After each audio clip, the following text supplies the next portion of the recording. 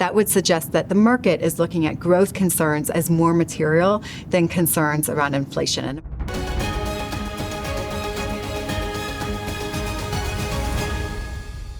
So the Federal Reserve just wrapped up its meeting, and as expected, they are keeping rates unchanged. Marta, I'm curious, what does the wait-and-see approach from the Fed say about the state of the economy right now? You saw that all over the Fed meeting. This is a wait-and-see Fed meeting.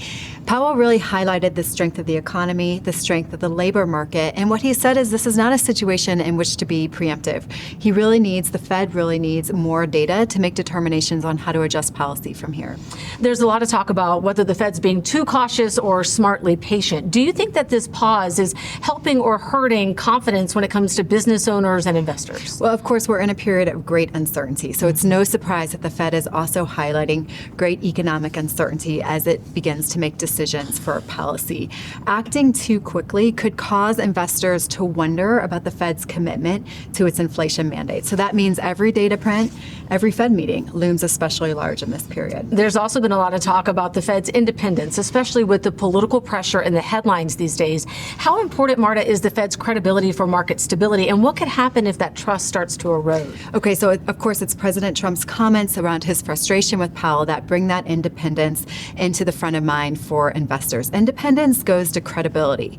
If there is some concern that investors have that the Federal Reserve is making choices on policy that are in the best short-term interest for political purposes, but not in the best interest for the economy over the long run, that really undercuts credibility, and you could start to see yields move higher. You could start to see inflation expectations becoming unhinged a bit. I would argue we're still very far afield from that today. Okay.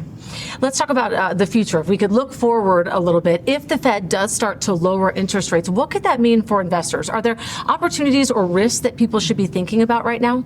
Okay, so our expectation in this environment is that growth will slow, particularly if tariffs at these excessive levels remain in place for longer. That would mean lower rates over the course of the year. The market is pricing in 3 cuts over the course of 2025. That would suggest that the market is looking at growth concerns as more material than concerns around inflation. And of course, that aligns with our base case. And here's the implication for investors. I think we should all have a wider confidence interval, or better said, acknowledge a wider range of future outcomes from here in this uncertain environment. Great perspective, Marta. So while today's Fed decision keeps things steady, the real story is what's going to be coming our way next, That's right? We know that the Consumer Price Index report will be released next Tuesday, and we'll be back with Marta's analysis then. Take care.